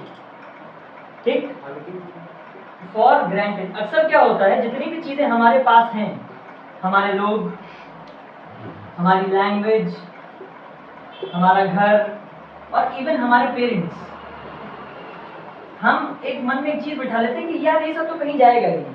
ठीक है, हल्के में लेते हैं, बदतमीजी करते हैं, उनसे बात नहीं करते हैं, उनको फॉर ग्रांटेड लेते हैं कि ये कहाँ ही जाएंगे। फिर एक दिन आता है कि वो खत्म हो जाते हैं। भाई सबके पेरेंट्स एक दिन चले ही जाएंगे, ये अंडरस्टूड है। ठीक, और सबको पता है कि एक दिन वो चले जाएंगे। ठीक, स्टिल हम उनको फॉर ग्रांटेड लेते हैं। ठीक, तो ये यहाँ पे एक सबसे बड़ा लेसन ये दे रहे हैं कि आप किसी भी चीज को फॉर ग्रांटेड मत कीजिए, क्योंकि आपको नहीं पता है किस दिन वो कहानी एंड हो जाएगी। वो जो एंड है आपका और आपके पेरेंट्स का, वो डेट आपको नहीं पता है। ठीक, वो 1 घंटे बाद भी हो सकती है, वो जस्ट अभी भी हो सकती है, वो 20 साल बाद भी हो सकती है। तुमको पता है कब जाएगा? कोई नहीं पता है ना।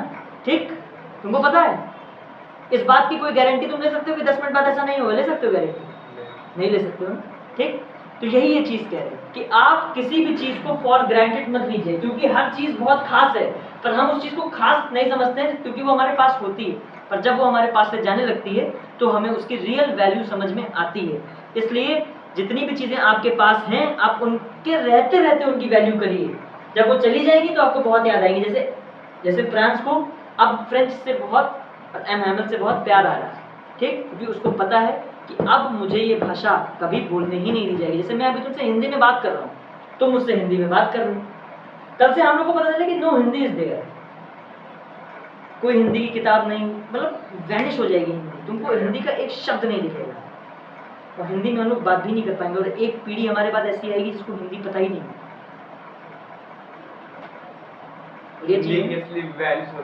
ठीक, तब आपको लगेगा कि यार हिंदी एक ऐसी चीज थी जिसको बोल के मैं अपने लोगों से जुड़ पाता था। ठीक, इंग्लिश बोल के हम दो आपस में नहीं कनेक्ट कर पाएंगे क्योंकि हमारी मदर टंग नहीं ना वो।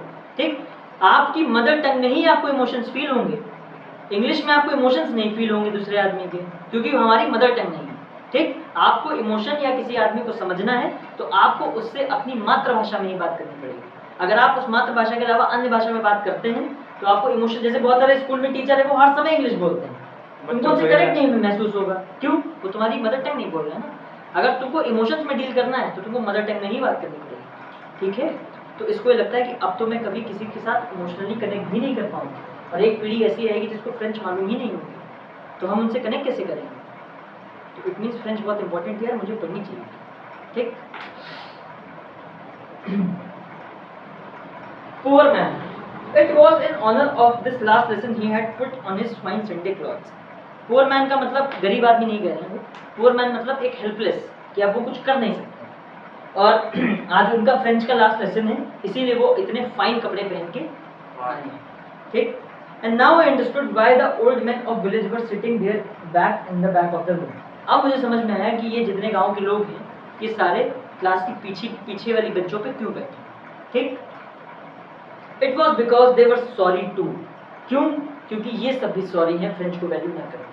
लगाव फील हो रहा है। ठीक, लगाव फील हो रहा है। जब कोई चीज जाती है आपके पास से तो उस समय आपको सबसे ज्यादा प्रेम महसूस होता है उससे। ठीक, that they had not gone to school more, कि वो भी स्कूल जाके कभी भी उन्होंने फ्रेंच को वैल्यू नहीं की। It was their way of thanking our master for his 40 years of faithful service. वो इसलिए आए हैं कि वो अपने फ्रेंच के टीचर को, एम हैमल को, एक थैंक यू कह सकें कि धन्यवाद, आपने 40 साल जो हमारी लैंग्वेज के लिए अपनी सर्विस प्रोवाइड करी। ठीक, and of showing the respect for the country that was there no more, और उस देश के लिए सम्मान दिखा रहे हैं जो देश अब उनका है भी। ठीक, देखो वर्ड वॉर उनके टाइम पे कैसी सिचुएशंस बनती थी। लिटरेचर देखो, समझ में आ रहा है? लिटरेचर आपको माहौल में ले जाने का काम करता है। समझ में आया? हिस्ट्री आपको माहौल बताती है। अगर हिस्ट्री और लिटरेचर का तुम कॉम्बिनेशन कर लो तो तुम उस माहौल को ऊपर ऊपर से तो जानोगे ही, ढल जाएंगे उसमें, उस माहौल में ढल भी जाओ। History and literature are friends, ठीक? While I was thinking of all this, अब जैसे ही मैं ये सब सोच रहा था कि मुझे समझ में आ रहा है ये सब पीछे क्यों बैठे हैं, क्योंकि एमएमएल ने बोला लास्ट क्लास है, और ये सब चीज़ें मेरे दिमाग में चली रही थी। उसी बीच मुझे अपना नाम सुनाई देता है, France. It was my turn to decide, और मेरी बारी आ जाती है चैप्टर पढ़ने की।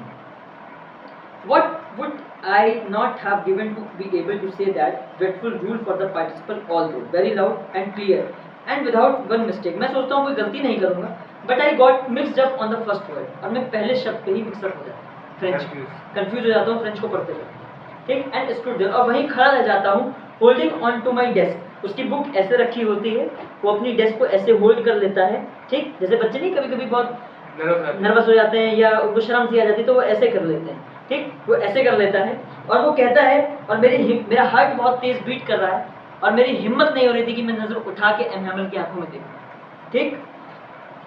और एम हैमल मुझसे कहते हैं डोंट वरी, मैं तुम्हें डांटूंगा नहीं, ठीक? I won't scold you France, little France, छोटे France, you must feel bad enough, तुम्हें वैसे भी बहुत बुरा लग रहा होगा आज। See how it is, every day we have said to ourselves we have plenty of time. हर रोज हमने खुद से कहा कि हमारे पास बहुत समय है फ्रेंड्स, तो सीख ही लेंगे। आई विल लर्न इट टुमारो, कि कल सीख लेंगे, कोई नहीं आज नहीं हो पाई, कल सीख लेंगे, कल सीख लेंगे। प्रोक्रास्टिनेट करते रहे।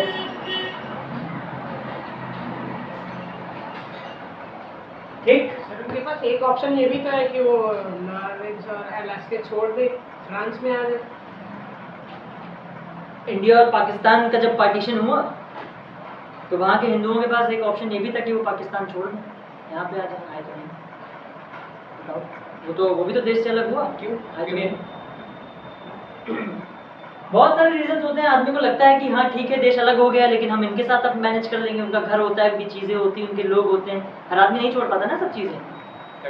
लगाव होता है, उसके रीजन होते हैं। और शिफ्ट करना इतना आसान नहीं होता है भाई, जैसे तुम्हारा घर है, यहाँ तुम्हारे 4-5 खेत हैं, तुम्हारी एक दुकान है, तुम्हारे पास पैसे आ रहे हैं, अभी तुम कहीं चले जाओगे जहाँ तुम्हारा कुछ होगा थोड़ी, तो वहाँ तो तुम जीरो हो जाओगे ना, तुमको नौकरों की तरह भी काम करना पड़ सकता है, नहीं छोड़ सकते लास्ट के लोग, ठीक?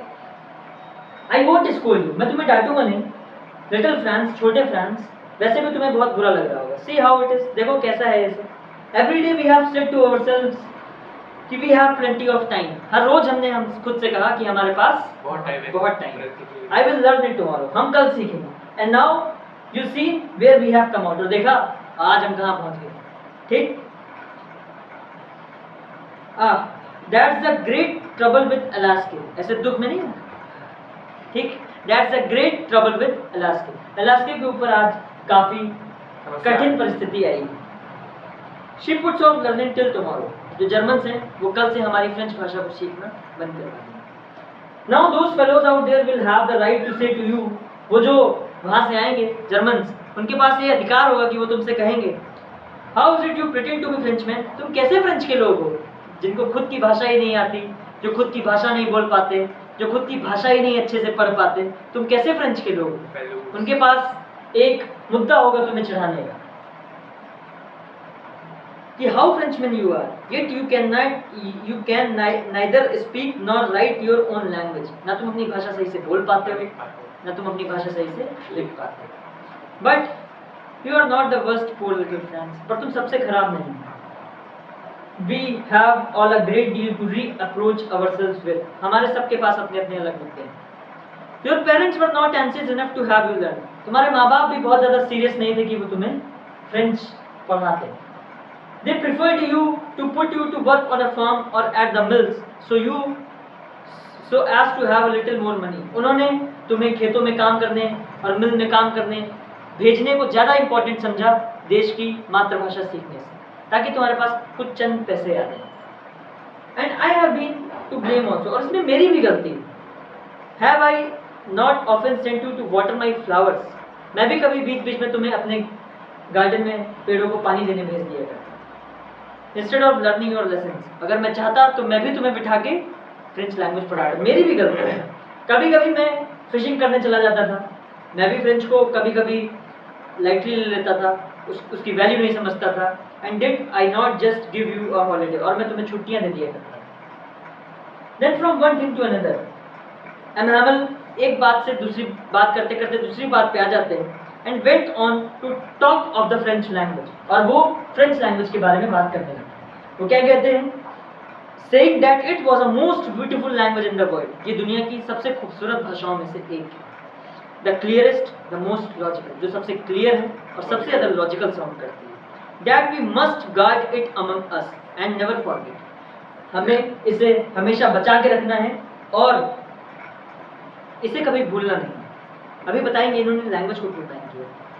Because when people are enslaved, क्योंकि जब लोग गुलाम होते हैं तो उस गुलामी से निकलने का सिर्फ एक ही तरीका होता है, अनटिल अनलेस उन्हें अपना कल्चर और हिस्ट्री याद रहता है, ठीक, तभी वो उस गुलामी से निकल सकते हैं, क्योंकि उन्हें अपना इतिहास मालूम है कि हम ऐसे थे और आज ऐसे हो गए हैं, ठीक। अब किसी को अपनी हिस्ट्री पता है कि हम कैसे थे और आज ऐसे हो गए, तो उसको अपनी हिस्ट्री याद आएगी ना। तो जब उसको अपनी हिस्ट्री याद आएगी तो वो इनके खिलाफ क्रांति करेगा ना, प्रोटेस्ट करेगा और इनको हटा के फिर से हिस्ट्री को रिस्टोर करने की कोशिश करेगा, ठीक। तो इसीलिए कहते हैं कि अपनी फ्रेंच भाषा को हमेशा याद रखना, क्योंकि जब तक तुम अपनी फ्रेंच भाषा को याद रखोगे तब तक तुम्हारे पास वो चाबी रहेगी कि तुम इनकी कैद से बाहर आ सकते हो, ठीक। I think too that I had never listened so carefully and that he had never explained everything with so much patience. Sorry, एक लाइन में sorry. Then he opened a grammar and read us our lesson. फिर उन्होंने grammar की book open करी और हमारे लिए एक चैप्टर पढ़ा। I was amazed to see how well I understood it. और मैं आश्चर्यचकित रह गया कि वो चैप्टर मुझे कितनी अच्छी से पहली बार में ही समझ में आया, मन से पढ़ा, ठीक। All he said seemed so easy, so easy. जितना भी उन्होंने कहा वो मुझे बहुत ही ज़्यादा आसान लगा, हद से ज़्यादा आसान लगा। I think too that I had never listened so carefully. और फिर मुझे अपनी गलती भी रियलाइज होती है कि शायद ये इतनी टफ थी नहीं, मैंने ही इनको कभी बहुत ध्यान से नहीं सुना। It seemed almost as if the poor man wanted to give us all he knew before going away. और उनको देख के ऐसा लग रहा था कि वो हेल्पलेस आदमी जितना भी उसके पास ज्ञान है वो सारा एक बार में हमें दे देना चाहता है और अपना बेस्ट ट्राई कर रहा है फ्रेंच की इज्जत हमारे मन में बढ़ाने के लिए और यहाँ से जाने से पहले। And to put it all into our heads at one stroke, सब कुछ एक झटके में हमें बता देना चाहता है, इतना एफर्ट डाल रहा है वो अपनी तरफ से। After the grammar we had a lesson in writing, grammar के बाद हमारा एक लेसन था राइटिंग में, लिखने में। That day and हैमल had new copies for अस। और अच्छा देखो एक और चीज बता दूं, उन्होंने लैंग्वेज को क्यों चेंज किया, ठीक, लैंग्वेज को क्यों चेंज किया। पहली चीज तो ये चैप्टर क्या लर्निंग देती है कि किसी भी चीज को फॉर ग्रांटेड नहीं लेना है, कितना दुख हो रहा है उससे। दूसरी बात, जब कोई देश किसी देश पे कब्जा करता था तो वहाँ की लैंग्वेज में, वहाँ के एजुकेशन सिस्टम में चेंजेस क्यों करता था। बाहर से भारत बहुत लोग आए, ठीक, अंग्रेज भी आए, जितने लोग बाहर से भारत आए उन्होंने हमारी संस्कृत के साथ क्यों छेड़छाड़ करी, उन्होंने हिंदी के साथ क्यों छेड़छाड़ करी, अंग्रेजों ने इंग्लिश एजुकेशन सिस्टम को हमारे में क्यों इंट्रोड्यूस किया, जबकि उनको पता था इनको अपनी भाषा में बेहतर समझ में आता है, तो उन्होंने अपनी भाषा हमारे ऊपर क्यों थोपी। देखो क्यों। मान लेते इधर मैं हूं, ठीक, और इधर एक बच्चा है, उसका नाम ABC एक्स मान लो, कुछ भी मान लो, ABC मान लो, ठीक, कुछ भी मान लो, ठीक, तुम्हारे मन में जो भी है। एक तरफ मैं हूं, एक तरफ एक बच्चा है ABC, ठीक। ये बच्चा अभी जस्ट बॉर्न हुआ है, इसकी जो बर्थ हुई है वो इंडिया में ही हुई, ठीक। और एनी हाउ इसके जो पेरेंट्स हैं इसे लेने से मना करते हैं, ड्रॉप करते हैं, ठीक ठीक। फिर यहाँ हॉस्पिटल वालों को पता चलता है कि स्पेन में एक देश है स्पेन, वहां पे एक अनाथ आश्रम है जहाँ पे दुनिया भर के अनाथ बच्चों को रख के पाला पोसा जाता है, ठीक। स्पेन में इस बच्चे को स्पेन पहुंचा दिया जाता है और उस स्पेन के अनाथ आश्रम में पलता पड़ा। अब अगर मुझसे कोई पूछे हर्ष वर्मा आप कौन हैं, तो मैं क्या बताऊंगा। सबसे पहले कुछ बेसिक बात है कि आई एम इंडियन, मैं बता पाऊंगा ना। उसके बाद कोई पूछेगा तो मैं कह दूंगा bye religion I am Hindu, ठीक।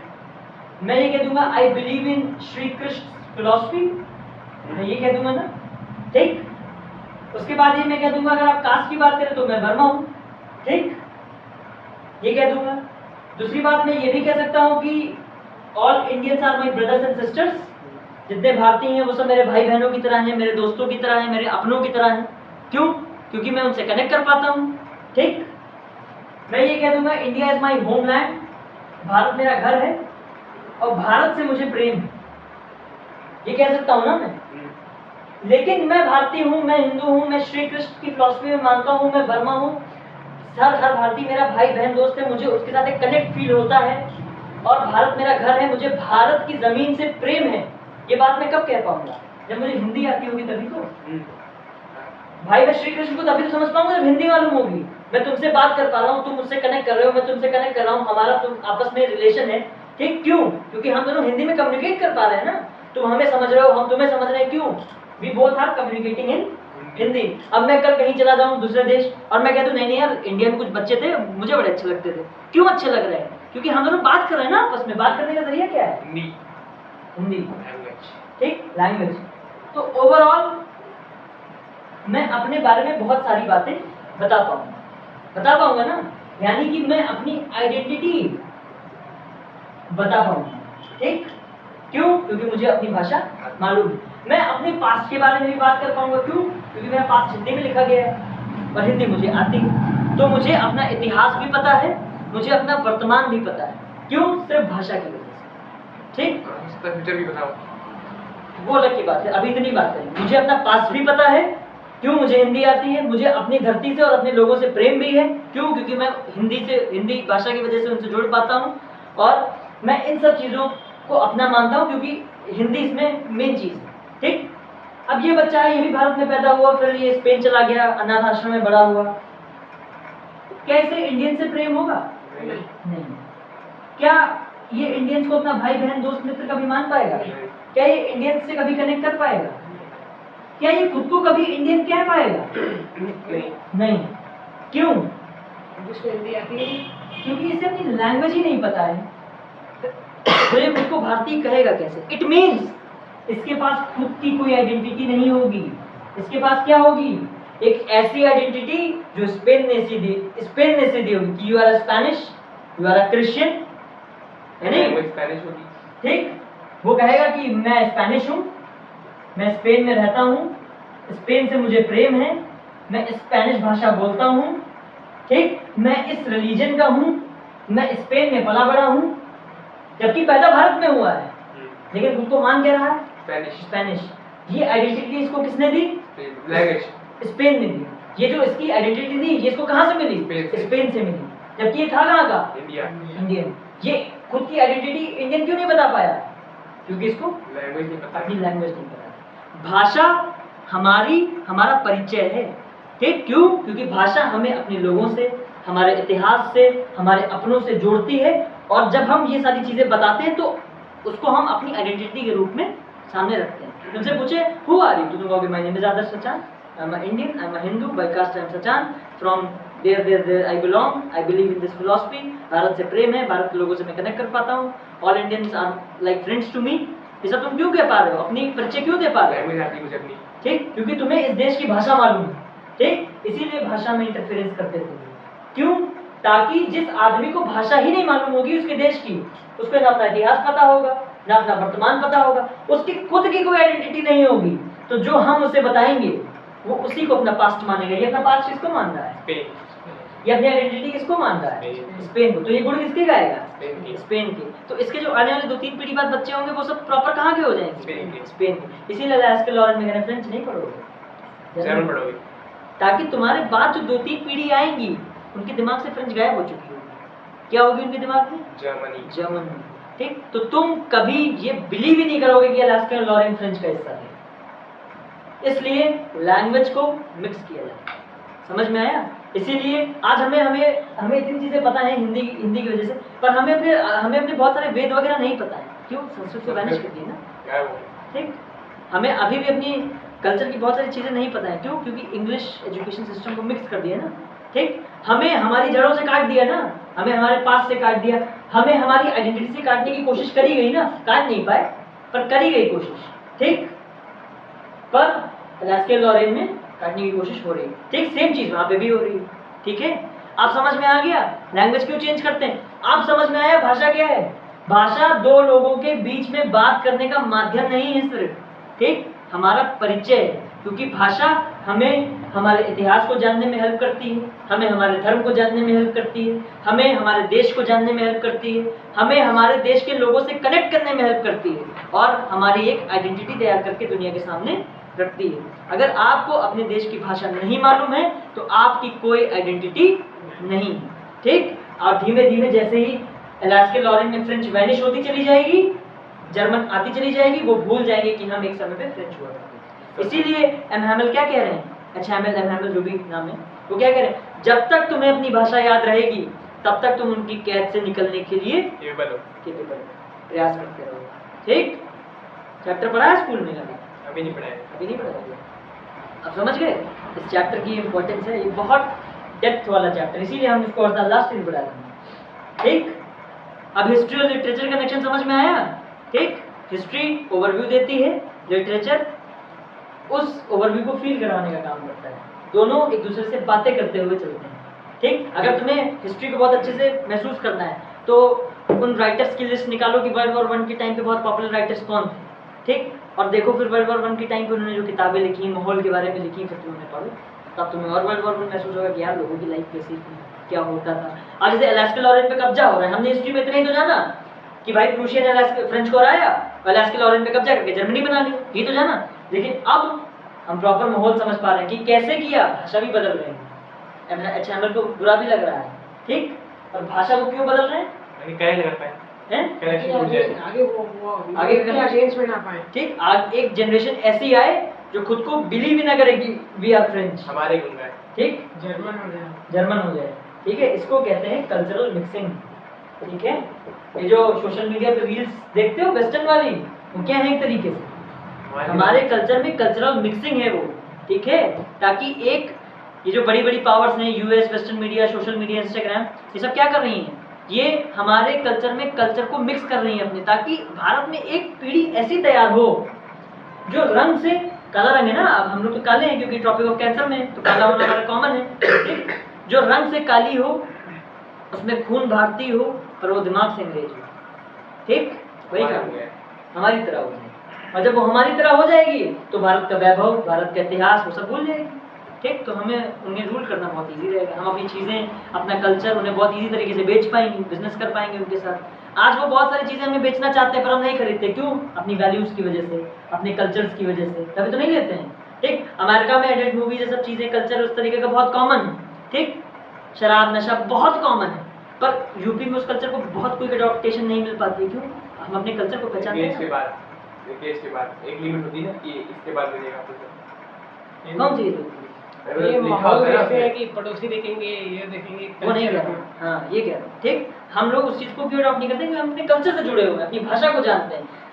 गलत चीज़ों की कोई एज नहीं होती, तुम चाहो तो कल कर लो, तुम चाहो तो परसों कर लो, वो सब जिसने तुम्हें बताया है कि एक एज के बाद तुम्हें मिलेगा, वो सेंसलेस। जैसे घर पे रहते हैं तो बहुत सी चीजों पे पाबंदी नहीं रहती, जैसे बाहर निकलते हैं, ठीक, फ्रीडम, समझ में आया। बहुत सारी वेस्टर्न चीज़ों को हम क्यों नहीं अडॉप्ट कर पा रहे हैं, क्यों, क्योंकि हमारा कल्चर नहीं अलाउ कर रहा है, जो कि अच्छी बात है, ठीक है। अगर हम प्रॉपरली वेस्टर्नाइज हो जाएंगे तो फिर हमारा कल्चर कहाँ जाएगा, ये नहीं जाएगा, ठीक। ये वाला पॉइंट समझ में आया, लैंग्वेज में मिक्सिंग क्यों होती थी, ठीक। इस चैप्टर में 2 मैसेज हैं, पहला, किसी चीज़ को ग्रांटेड नहीं लेना है, और लैंग्वेज सिर्फ बात करने का जरिया नहीं है, पहचान है, ठीक। जैसे इसमें और मुझ में सिर्फ एक ही अंतर है, लैंग्वेज का। वो खुद को स्पेनिश कहता है, मैं खुद को भारतीय कह रहा हूं, ठीक। आगे बढ़े, चलो थोड़ा सा बचा है, खत्म हो जाएगा। After grammar we had lesson in writing the day, 10 minute, ठीक। After the grammar we had a lesson in writing that day M Hamel had new copies for us. उसके बाद जो हमारा ग्रामर का क्लास ओवर हुआ, जिसमें वो पढ़ नहीं पाया था फ्रेंड्स, उसके बाद हमारी राइटिंग की क्लास शुरू हो जाती है, और जो टीचर हैं हमारे, वो हमारे लिए नई कॉपीज लेके आते हैं, उन पे फ्रांस और अलास्का लिखा होता है, ठीक। तो जब वो सबको कॉपी डिस्ट्रीब्यूट करते हैं तो ऐसा लगता है कि पूरे क्लास में फ्रांस देश के झंडे रोटेट कर रहे हैं, ठीक। They look like little flags floating everywhere in the school room, hung from the rod at the top of our desk. You ought to have seen every set to work and how quiet it was. The only sound was the scratching of the pen over the paper. हमारी writing class चल रही है, वो हमें French लिखवा रहे हैं, ठीक। क्लास में सिर्फ एक ही चीज की आवाज आ रही है, लिखने की, ठीक। Once some beetles flew in, कुछ छोटे मोटे कीड़े बीटल्स अंदर उड़ के आते हैं, but nobody paid any attention to them, पर उन पे कोई भी ध्यान नहीं देता है, ठीक। Not even the littlest one, जो छोटे छोटे बच्चे पीछे आके बैठे हैं ना, वो भी उन पे ध्यान नहीं देते, उनको भी आज अपनी फ्रेंच भाषा से इतना प्रेम महसूस हो रहा है, ठीक है। आगे बढ़ते हैं। Whenever I looked up from my writing, I saw M. Hamel sitting motionless in his chair. और जैसे ही फ्रांस कहता है, जैसे ही मैं लिखते लिखते नज़र ऊपर उठाता हूँ और एम हैमल को देखता हूँ, वो मोशनलेस अपनी चेयर पे बैठे हुए हैं, बिल्कुल हिल भी नहीं रहे।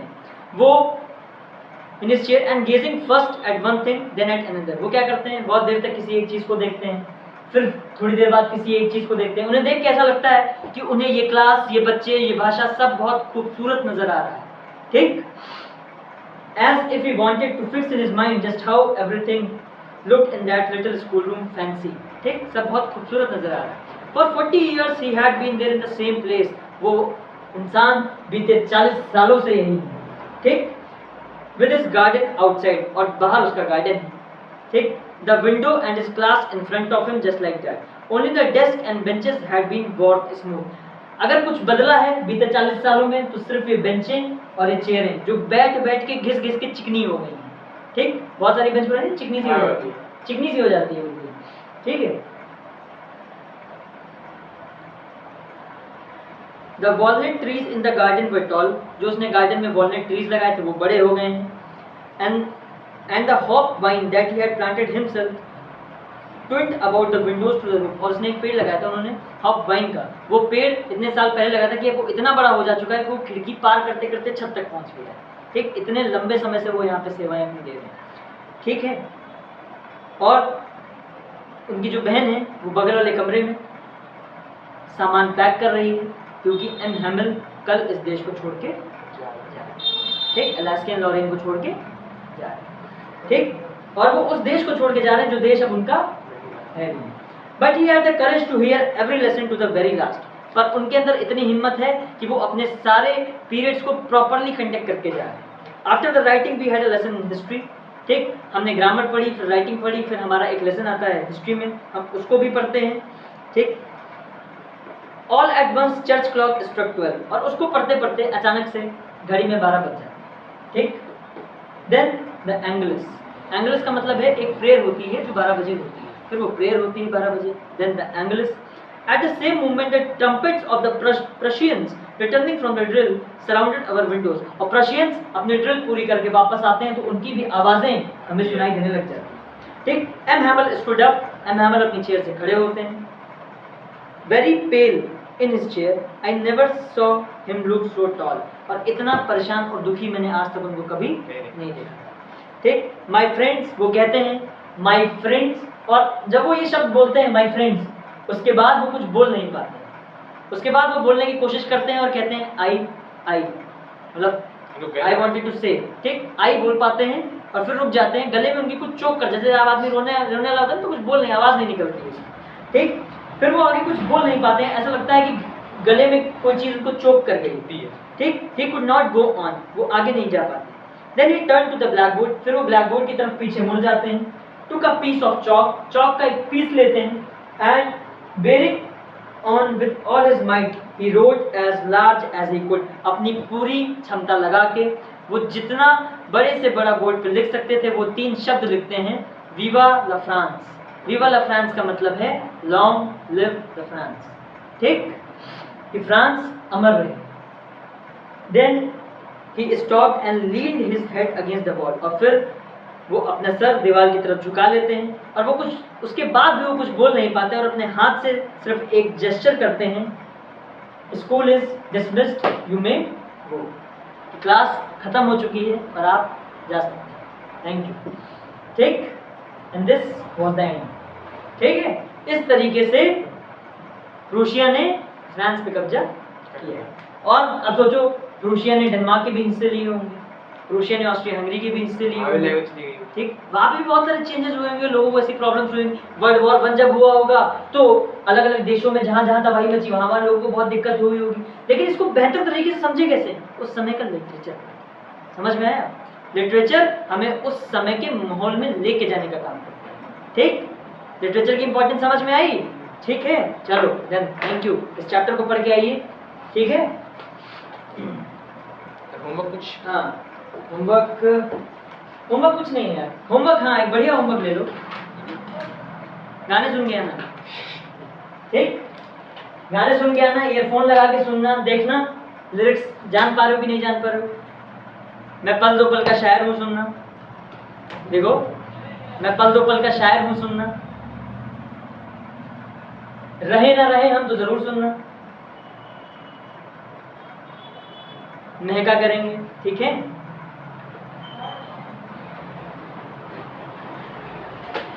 ठीक,